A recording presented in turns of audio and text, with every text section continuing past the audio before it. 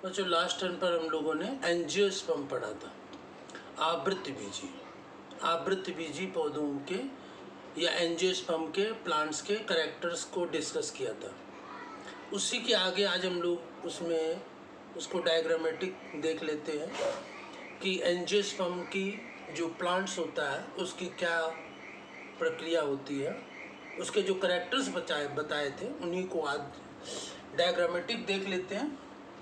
तो एंजियोस्पर्म के जो प्लांट्स होते हैं उनको क्या कहते हैं? Flowering plants. ये फ्लावरिंग प्लांट्स कैसे होते हैं? इनमें 4 चक्र होते हैं, ठीक है। और ये फीमेल पार्ट सबसे बाहर होता है कैलेक्स, फिर होता है करोला और फिर होता है एंड्रोसियम।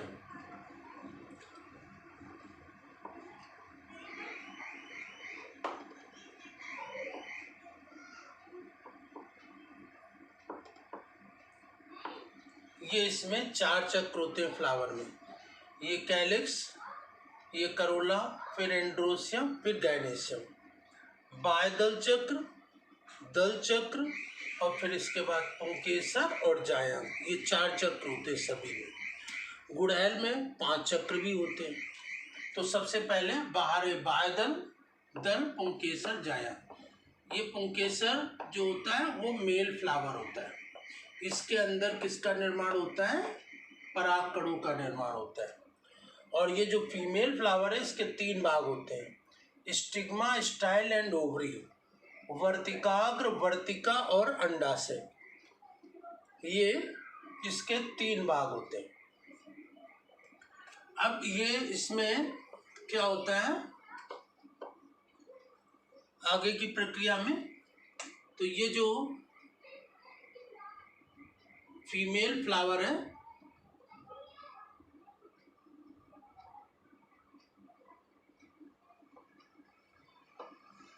ये फीमेल फ्लावर है, वर्तिकाग्र, वर्तिका और अंडाशय। और इसी के अंदर ओव्यूल या बीजांड होता है। और जो मेल फ्लावर होता है उसमें क्या होता है?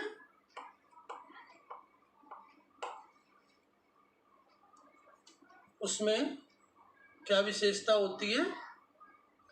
मेल फ्लावर में यहाँ पर परागकण होते हैं। ये परागकोश या एंथर होता है और नीचे ये फिलामेंट होता है, एंथर एंड फिलामेंट।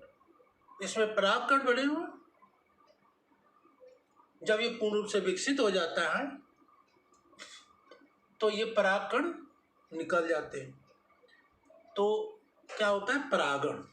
परागकणों का परागकोश से निकल करके कहाँ पहुँचना? वर्तिकाग्र पर पहुँचने की क्रिया को परागण कहते हैं, पॉलिनेशन कहते हैं। और पॉलिनेशन के बाद क्या होगा? जब यह परागकण पहुँच जाएगा इसके ऊपर परागित होकर के, तो क्या हो जाएगा? इसमें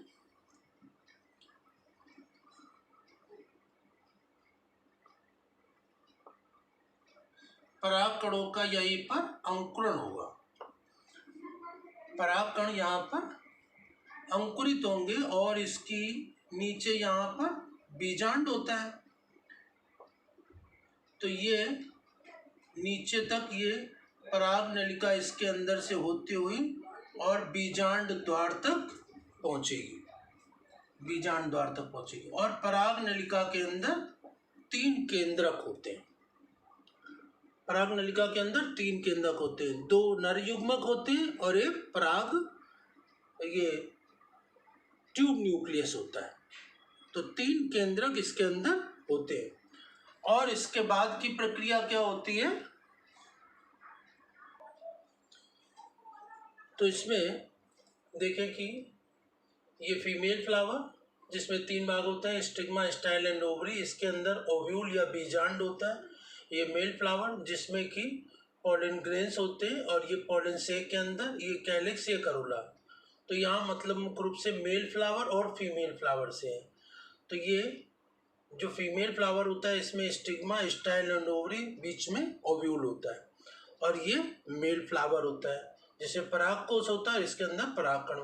और जब परागण की प्रक्रिया होती है जिससे पोलन ग्रेन यहाँ से स्टिग्मा पर पहुँचता है तो यहाँ इसका जर्मिनेशन होता है और इससे जो पराग नलिका निकलती है वो इसके अंदर बीजांड के पास अंदर पहुँचती है और फिर यहाँ पर की फर्टिलाइजेशन की प्रक्रिया संपन्न होती है।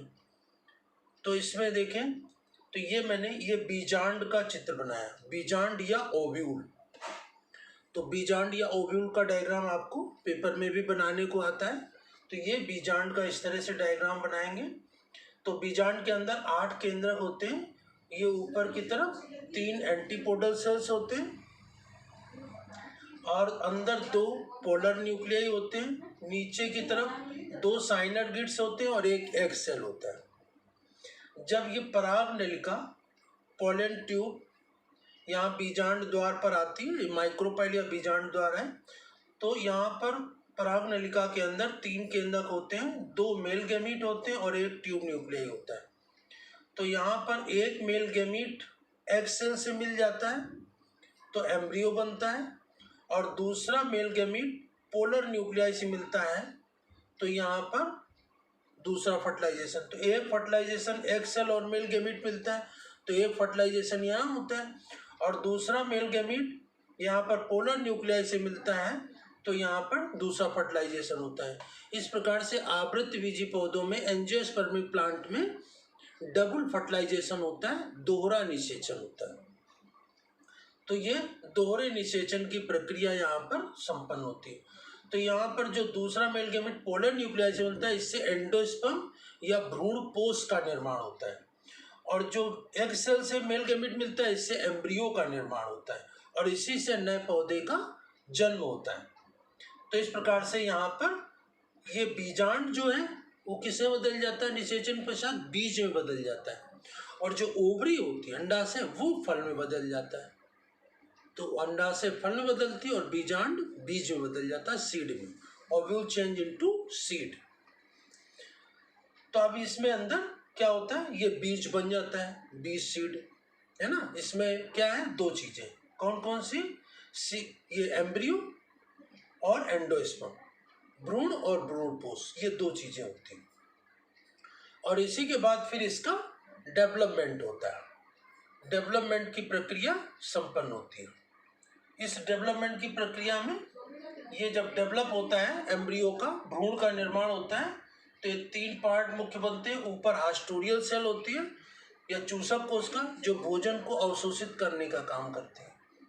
बीच में सस्पेंसर सेल होती है, निलंबक कोशिकाएं होती हैं और नीचे की तरफ ये एम्ब्रियो होता है, ठीक है ना। और इसी के पश्चात इसमें क्या होता है कि ये नीचे का जो एम्ब्रियो होता है उसके 2 पार्ट होते हैं, 2 कोटाइलेडन्स हो जाए। अगर एक बीजपत्री होता है तो एक ही कोटाइलेडन रहता है और अगर जो 2 बीजपत्री होता है तो इसके बीच से 2 भाग हो जाते हैं, 2 बीजपत्र बन जाते हैं, ठीक है ना। तो सीड के अंदर ये एम्ब्रियो होता है और इसी सीड से फिर प्लांट का जन्म होता है और प्लांट से में ये फिर फ्लावर का जन्म हो जाता है। तो इस प्रकार से ये आवृतबीजी पौधे का जीवन इतिहास होता है।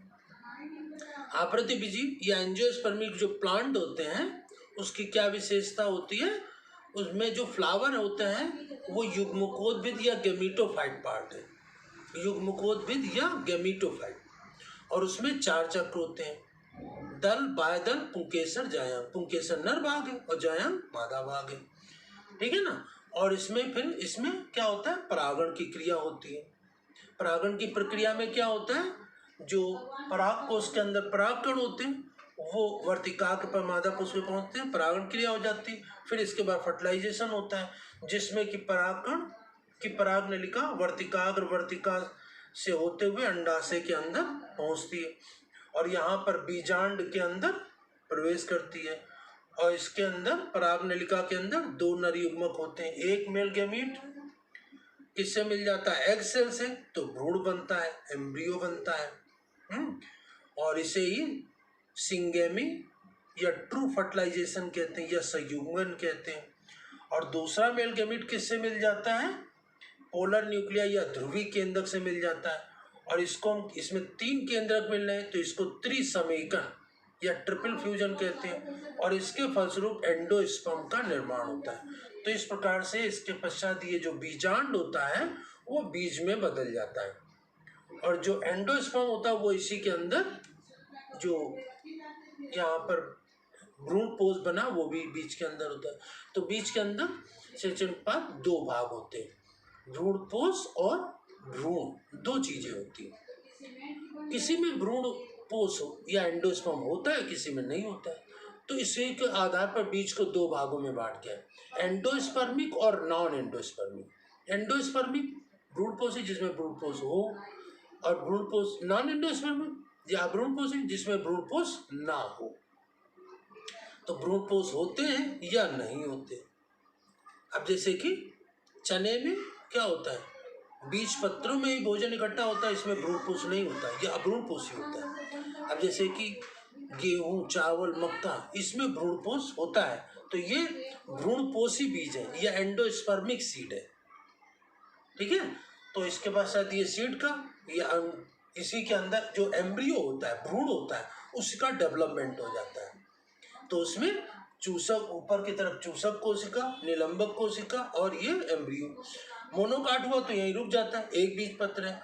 और अगर द्विबीजपत्री हुआ, डाइकाट हुआ, तो इसके दो भाग हो जाते हैं, और इसके पश्चात ये सीड के अंदर डेवलपमेंट हो जाता है भ्रूण का, और इसके पश्चात इसी सीड से नए प्लांट का जन्म होता है, और इसी प्लांट में ये फ्लावर लगता है। तो इस प्रकार से ये जीवन चक्र हुआ किसका, आवृतबीजी पौधे का जीवन इतिहास, जीवन चक्र। तो इसमें मुख्य चीज होती है कि जितने भी प्लांट है सभी में सिंगल फर्टिलाइजेशन होता है, इसमें डबल फर्टिलाइजेशन या दोहरा निषेचन होता है, ये इसकी विशेषता होती है जो किसी में नहीं होता है। दूसरी पार्ट है कि इसमें ओवरी या अंडाशय जो होता है वो फल में बदल जाता है निषेचन के साथ, बीजांड बीज में बदल जाता है, और किसी में ओवरी फल में नहीं बदलती, इसी का फल का इस्तेमाल करते हैं। ठीक है ना। और इसकी क्या विशेषता होती है, आवृतबीजी, ये फ्लावरिंग प्लांट है, बीज का निर्माण होता है, दूसरे सभी पौधों में फ्लावर नहीं बनता है, गेमेटोफाइट पार्ट होता है, लेकिन पुष्प के रूप में जैसा इसमें होता है और किसी में नहीं होता है। तो ये एंजियोस्पर्म के जो कल हम लोगों ने आपको करेक्टर बताए थे, करेक्टर स्टडी किया था, और करेक्टर के बाद आज हमने एंजियोस्पर्म को डायग्रामेटिक इसके जो लाइफ साइकिल होती है वो पढ़े। इसमें जो मेन प्लांट होता है वो बीजाणुद्भिद होता है, जो बीज से उत्पन्न होता है, और इसमें जो फ्लावर लगता है वो गैमेटोफाइट होता है, युग्मकोद्भिद होता है। तो फ्लावर से में क्या बनता है, नीचे बीज बनता है, और बीज से नया प्लांट बनता है। तो इसमें भी अल्टरनेशन ऑफ जनरेशन या पीढ़ी एकांतरण पाया जाता है। अल्टरनेशन ऑफ जनरेशन या पीढ़ी एकांतरण किसे कहते हैं, बीज से पौधे का जन्म होता है, और फिर पौधे में फूल लगते हैं। फूल क्या है, गैमेटोफाइट, युग्मकोद्भिद, जिसमें कि युग्मक या गैमीट्स बनते हैं, और गैमीट्स का, युग्मकों का क्या होता है, फर्टिलाइजेशन होता है, फिर बीज बनता है, बीज से फिर नया पौधे प्लांट जन्म लेता है। तो इस प्रकार से इसमें बीजाणुद्भिद के बाद युग्मकोद्भिद, युग्मकोद्भिद के बाद बीजाणुद्भिद, गैमेटोफाइट के बाद स्पोरोफाइट, स्पोरोफाइट के गैमेटोफाइट, ये पीढ़ियां एकांतर क्रम से आती जाती रहती हैं। इसी को हम पीढ़ी एकांतरण या अल्टरनेशन ऑफ जनरेशन कहते हैं। तो इस प्रकार से ये आवृतबीजी पौधों की मुख्य विशेषताएं थी, वो हमने कल भी डिस्कस कर ली थी, कुछ करेक्टर्स इसके, और आज इसके बाद लाइफ साइकिल, इसको आप नोट करेंगे फेयर कॉपी में, समझेंगे, और इसके पश्चात नेक्स्ट टर्न पर हम नेक्स्ट चैप्टर, अगला चैप्टर डिस्कस करेंगे। लेकिन उसके पहले इस चैप्टर के कुछ क्वेश्चन आंसर हम कल डिस्कस करेंगे। नेक्स्ट क्वेश्चन आंसर डिस्कस करेंगे, उसके बाद नेक्स्ट चैप्टर शुरू करेंगे। ये चैप्टर समाप्त हो गया आवृतबीजी से। इसमें प्लांट किंगडम में हमने 5 पार्ट पढ़ लिए, शैवाल या algae, bryophyta, pteridophyta, gymnosperm, angiosperm, ये 5 पार्ट इसके हम लोगों ने इसमें पढ़ लिए। तो इसको, ये प्लांट किंगडम पार्ट समाप्त हुआ, और नेक्स्ट टर्न पर हम नेक्स्ट चैप्टर शुरू करने से पहले कल इसके कुछ क्वेश्चन आंसर डिस्कस करेंगे, फिर अगला चैप्टर शुरू करेंगे। धन्यवाद।